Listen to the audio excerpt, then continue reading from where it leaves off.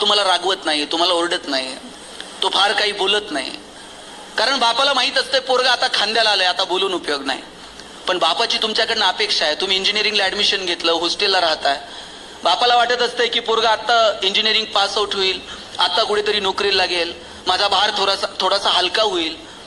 छोट्या छोट्या अपेक्षा आहेत वडिलांच्या तुमच्याकडनं. त्यांना अपेक्षा नाही की तुम्ही कोट्यवधी रुपये कमवावेत आणि माझ्या समोर आणून ठेवावेत. वडिलांची अपेक्षा आहे पोरांनी त्यांच्या पायावर उभं राहावं, त्यांचं जगणं समृद्ध करावं. बापाची अपेक्षा असते पोरानं आपलं नाव पुसावं. कोणत्या अर्थानं पुसावं? आतापर्यंत तुमची ओळख काय? अमुक अमुक यांचा मुलगा. वडिलांची अपेक्षा आहे एक दिवस असा आला पाहिजे, अमुक अमुक साहेब आहेत ना, त्यांचे वडील आहेत बरं का, हे इथपर्यंत ओळख आली पाहिजे.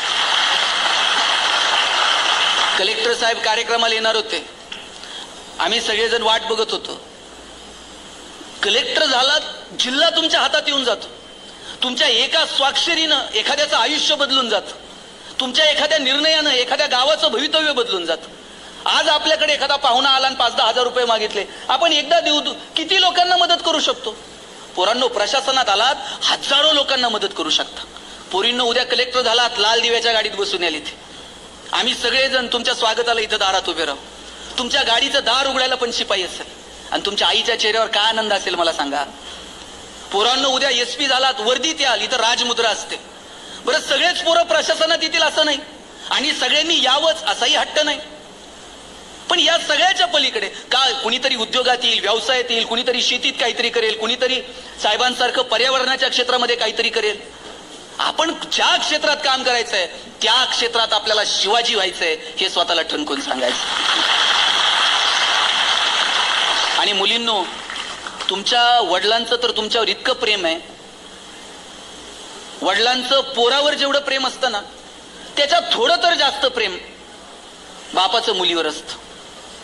ज्या दिवशी मुलगी जन्माला येते ना, त्या दिवशी बापाच्या मनात 2 विचार चमकून जातात. एक, मुलीचं शिक्षण आणि दुसरं मुलीचं लग्न. 1-1 रुपया बाप बाजूला काढून ठेवत असतो. स्वतः फाटलेली तुटलेली चप्पल घालेल बाप, पण पोरीला कॉलेजला जायला चांगले शूज आणून देतो. बाप फाटलेलं बनियन घालेल, पण पोरीला मात्र चांगला ड्रेस घेऊन देतो.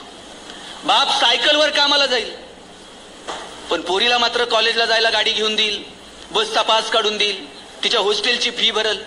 कोण करतं एवढं प्रेम तुमच्यावर सांगा?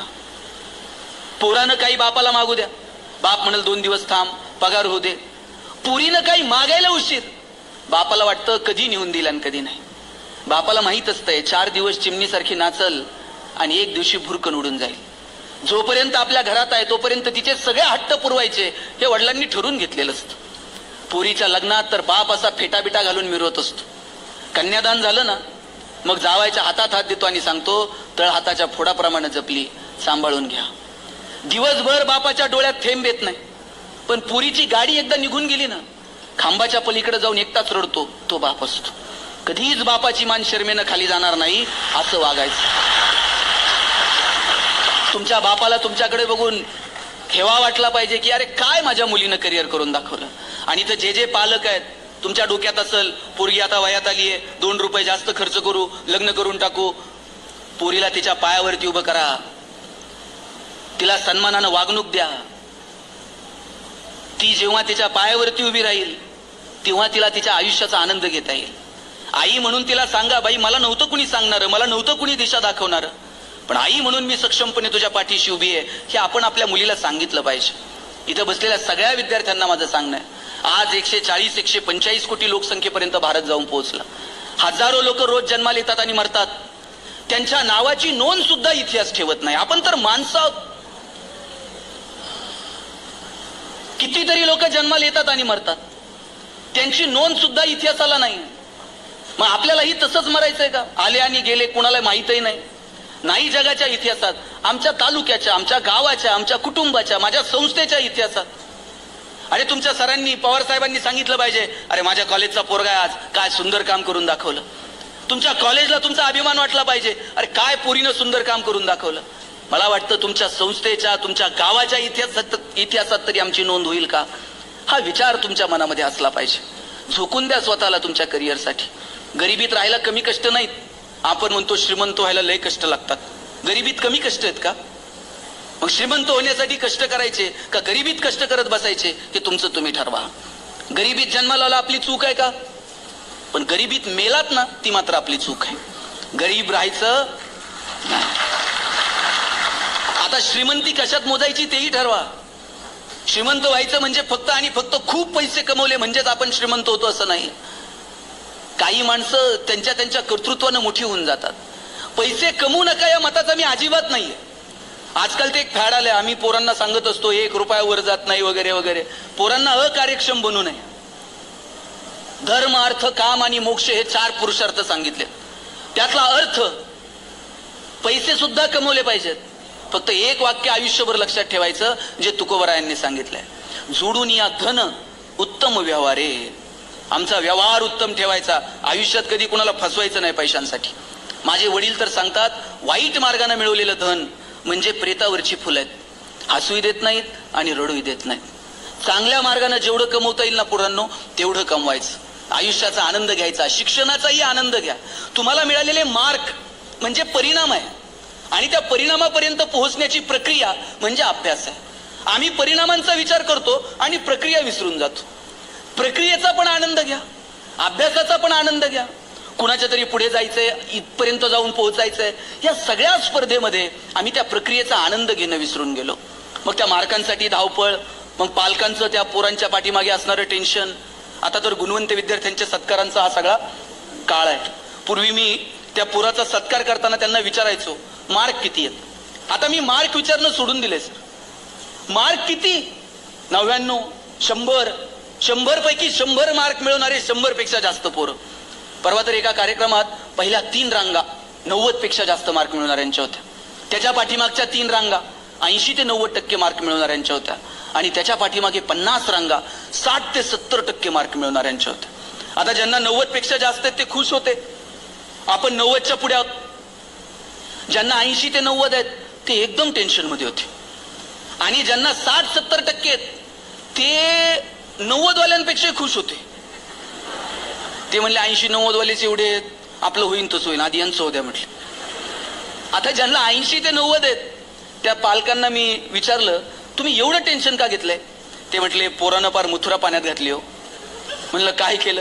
म्हणले महिनाभर आधी सांगत होतो थोडा अजून अभ्यास कर, आता 90च्या रांगेत बसलं असतं की नाही. म्हटलं किती मार्क मिळाले? सांगायसारखे सुद्धा नाहीत. म्हणलं काही तर आकडा असेल. काय म्हटले 89 पॉईंट समथिंग काहीतरी पडलेत म्हटले. आता त्या मुलाला 89% मार्क मिळाले याचा आनंद पालकांना नाही, पण त्याला 90 मिळू शकले नाहीत याचं मात्र दुःख आहे. मग मी दोघा नवरा बायकोला विचारलं तुम्हाला 10वीत किती होते? दोघांच्या मार्काची बेरीज केली तरी 90 होत नव्हते आणि त्यांना टेन्शन याचं होतं की पोराला 90 मिळू शकले नाहीत. केवळ गुणपत्रिकेला आलेली गुणांची सूज म्हणजे गुणवत्ता नाही. इथं बसलेला एकही विद्यार्थी ढ नाही. हे वाक्य आयुष्यभर लक्षात ठेवा. तुमच्यापैकी कुणीच ढ नाही. प्रत्येकात काहीतरी वेगळेपण आहे. फक्त गरज आहे तुमच्यातलं वेगळेपण ओळखण्याची. मला एक सांगा, सचिन तेंडुलकर सारखा षटकार ऐश्वर्या रायला मारतेल का? ऐश्वर्या राय सारखा ठुमका लता दिदींना देता आला असता का? लता दिदींसारखं गाणं अशोक सराफला म्हणता येत आहे का? तुम्ही जर मला म्हणले भाषण कर मी किती वेळ बोलेल, पण तुम्ही जर मला म्हणले एवढ्या लांबून आलाय नगरून, जाता जाता नांदेडमध्ये एखादी कुस्ती करून जा, आपल्या ज्यांना जमणार नाही. जगात प्रत्येकात काहीतरी वेगळेपण आहे. आपण आपल्यातलं वेगळेपण ओळखावं. ज्या दिवशी आपल्याला आपल्यातल्या स्ट्रेंथ सापडल्या त्या दिवशी जगणं सुंदर होऊन जातं. गरज आहे इथल्या सगळ्या शिक्षकांना माझी विनंती आहे, या पोरांमध्ये नेमक्या काय स्ट्रेंथ आहेत, या पोरांमध्ये नेमकं वेगळेपण काय? प्रत्येक जण एकमेकापेक्षा वेगळा आहे. टाटा कंपनीतनं बाहेर पडणाऱ्या सगळ्या गाड्या सारख्या दिसतात, मग ओळखण्यासाठी नंबर द्यावे लागतात. ते यंत्र आहे, आपण माणसं आहोत, आपण वेगळे आहोत एकमेकांपेक्षा. मला वाटतं ते वेगळेपण आपल्याला ओळखता आलं पाहिजे. पोरांनो, मी पुण्यात शिकायला गेलो, मी MBA ला ऍडमिशन घेतलं. माझ्या सरांनी मला विचारलं गणेश तुला MBA कशात करायचं? मी म्हटलं मला ह्युमन रिसोर्स मॅनेजमेंट मध्ये MBA करायचं. सर प्रत्येकाला विचारायचे कोण MBA कशात करणार? मी सांगितलं ह्युमन रिसोर्स मध्ये. आमच्या वर्गात एक बोबडं बोलणारं पोरग होतं, त्यानं सांगितलं मला मार्केटिंग मध्ये MBA करायचं. त्याला र म्हणता यायचं नाही, र ला ल म्हणायचं. सर म्हटले तुला मार्केटिंग मध्ये MBA करायचंय, तुला नीट र बोलताय ना? तुझं बॅकग्राऊंड कॉमर्स आहे, तू फायनान्स मध्ये जा. पोरग वर्गात उठून उभं राहायला म्हणला असल कलनाल तर मार्केटिंग मध्ये MBA कलनाल नाही तर शिकणार नाही म्हटलं. सर म्हणले तुला काय करायचंय ते कर, आपण परीक्षा घेऊ आणि शोधूयात की कुणामध्ये मार्केटिंगचं टॅलेंट. परीक्षा घेतली. आम्हाला सगळ्यांना 100 रामायणाच्या प्रती दिल्या आणि सांगितलं या बाजारात जाऊन विकून यायच्या. ज्याच्या सगळ्यात जास्त विकल्या जातील आपण समजूयात याच्यामध्ये मार्केटिंगचं टॅलेंट आहे, त्यानं मार्केटिंगमध्ये MBA करावं. आम्हाला वाटलं 100 रामायणाच्या प्रती विकायला लागतंय काय, पवार साहेबांकडे जाईल, सांगेल तुमच्या सगळ्या शिक्षकांना एक एक पुस्तक घ्यायला लावा, लागतंय काय म्हटलं 100 प्रती विकायला. 8 दिवस आम्ही बाजारात फिरलो. 9व्या दिवशी वर्गात आलो. सरांनी विचारलं गणेश 100 पैकी किती प्रती गेल्या? म्हणलं 4. राहुल 8, संतोष 10. मार्क मिळवणारी पोरं पण 20 पेक्षा जास्त प्रती कुणाच्याच गेल्या नाही. बोबडं बोलणारं पोरग मागच्या भाकावर बसायचं. त्याला विचारलं तुझ्या किती गेल्या रे? म्हणलं असल 100 प्रती विकून आलो म्हटलं. सर म्हटले केलं काय? मार्केटिंगची कोणती स्ट्रॅटेजी, कोणतं रेफरन्स बुक? म्हणला काहीच नाही, लोकांच्या दालात जायचो, बेल दाबायचो, लोक बाहेर यायची, लोक बाहेर आली की समोर लामायण ठेवायचो आणि सांगायचं हे लामायण विकत घेता का वाचून दाखवू.